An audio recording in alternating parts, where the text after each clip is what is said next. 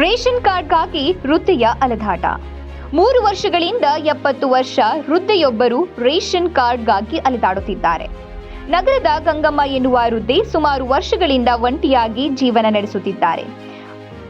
ಹಲವು ವರ್ಷಗಳ ಹಿಂದೆಯೇ ಗಂಡ ಮರಣ ಹೊಂದಿದ್ದ. 2 ಹೆಣ್ಣು ಮಕ್ಕಳಿದ್ದವರನ್ನ ವಿವಾಹ ಮಾಡಿಕೊಟ್ಟಿದ್ದು ಹೆಣ್ಣು ಮಕ್ಕಳು ಗಂಡನ ಮನೆ ಸೇರಿದ್ದಾರೆ. ಆದರೆ ಈ ವೃದ್ಧೆಯ ಜೀವನ ಸಾಗಿಸಲು ಕೆಲಸ ಮಾಡಲು ಆಗುವುದಿಲ್ಲ. ಹಾಗಾಗಿ ರೇಷನ್ ಕಾರ್ಡ್ಗಾಗಿ ಅಲೆದಾಡುತ್ತಿದ್ದಾರೆ. ಇದು ಹಾಸ್ಪಿಟಲ್ಗೆ ಹೋಗ್ಬೇಕು.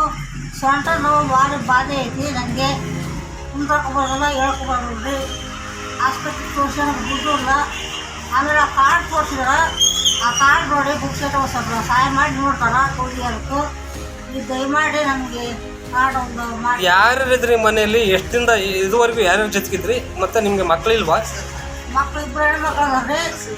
ನಮ್ಮ ಅಣ್ಣ ಸಾಯ್ತಿತ್ತು. ನಮ್ಮ ಅಣ್ಣನ ತೀರು ಹೋಗ್ತದೆ ರೋಡ್ ಸಾಕು. ಮಕ್ಕಳು ಮದುವೆ ಅವರೇ ಮಾಡಿದ್ರು ಅಣ್ಣವರು. ಆಮೇಲೆ ನಮ್ಮನ್ನು ಇಟ್ಟು ಸಾಕಿದ್ರು. ಈ ಸಮಸ್ಯೆ ಬಂದ್ಬಿಟ್ಟೈತ್ರಿ. ನಾವು ಸ್ವಲ್ಪ ದಿನ ರೇಷನ್ ಕಾರ್ಡ್ ನೋಡ್ರಿ. ಮನೆಯಲ್ಲಿ ಅವ್ರ ಜೊತೆ ಒಬ್ಬೈತಿದ್ದಾನೆ. ಹಿಂಗಾಗಿ ನೋಡ್ರಿ ಸಮಸ್ಯೆ. ಒಬ್ಬ ರೇಷನ್ ಕಾರ್ಡ್ ದಯವಿಟ್ಟು ಮಾಡಿ ಕೊಡ್ರಿ. ಎಷ್ಟು ದಿನದಿಂದ ನಿಮಗೆ ರೇಷನ್ ಕಾರ್ಡ್ ಸಮಸ್ಯೆ ಕಾಡ್ತೈತಿ?